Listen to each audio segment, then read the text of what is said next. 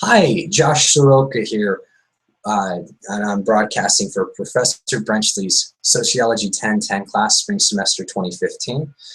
And I'm actually doing a video recording for my Chapter 2 assignment. So we were assigned to pick a topic and give some ideas on it. And I've chosen two topics. The first topic that I've chosen was the idea in the book that there are four main non-scientific sources of knowledge. Those four included intuition, common sense, authority, and tradition. I would disagree that those are the four primary sources of non-scientific knowledge. I think that two that would probably, if you polled people, if you asked them what their knowledge was, they would say formal education or firsthand experience, far before any of those other four.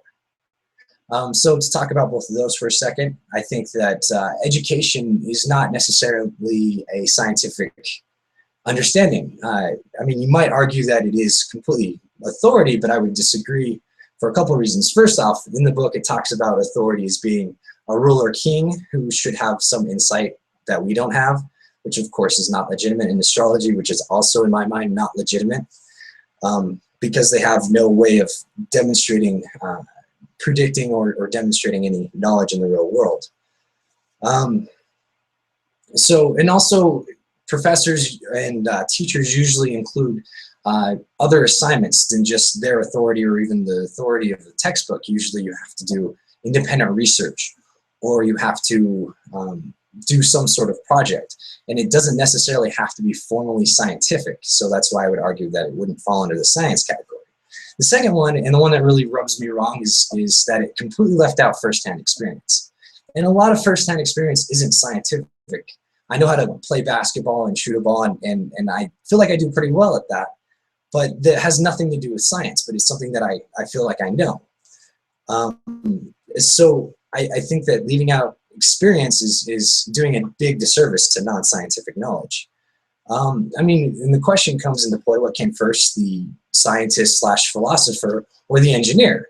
And if we trace science back to potentially its earliest roots with Aristotle, who didn't come anywhere close to giving us the current scientific method that we use now, you would see that even then there were great feats of engineering already in place. They had some form of ways of transporting water, they had buildings and all of that stuff. So I would say that it's not science that gave us those necessarily. It would be from non-formal scientific processes that we got that knowledge. The second part, and what I thought the book did a really good job discussing, was that causation does not, or correlation does not mean causation. I wish that more people in the general public understood that correlation is not necessarily causation. I think that would solve a lot of political debates right there, because I think that a lot less people have the gun-ho firepower that they think that they have when they really don't.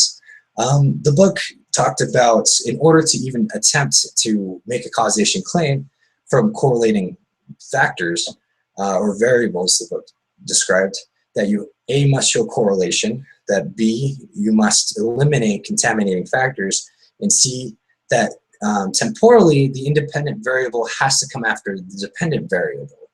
And I think that this is also really important to know when we go into discussion of social sciences, because social sciences are very fluid indeed.